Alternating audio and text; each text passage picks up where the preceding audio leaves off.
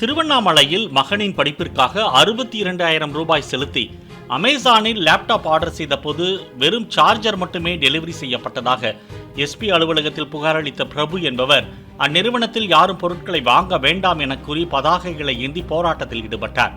Delivery செய்யப்பட்ட அட்டை பெட்டியில் லேப்டாப் இல்லை என வீடியோ ஆதாரத்துடன் புகார் அளித்து 20 நாட்களுக்கு மேலாகியும் ஆர்டரை ரிட்டர்ன் எடுக்காமலும் பணத்தை திரும்ப செலுத்தாமலும் அந்நிறுவனம் அழைக்கழித்து வருவதாக பிரபு குற்றம் சாட்டினார். லேப்டாப் ஆர்டர் போட்டேன் சார். அது வந்து எனக்கு 21ஆம் தேதி சாயங்காலம் 6:30 மணிக்கு வந்தது. நான் உடனே வீட்டில் பசங்களை பிரித்தாங்க. அது பிரித்த உடனே பார்த்தீங்கன்னா உள்ள லேப்டாப்பே இல்லை, அடாப்டரும் சார்ஜிங் கேபிள் தான் இருந்தது. விஷயம் அமேசான்லாம் யாரும் ஆர்டர் போடாதீங்க, என் பையனுக்காக தான் நான் போட்டேன்.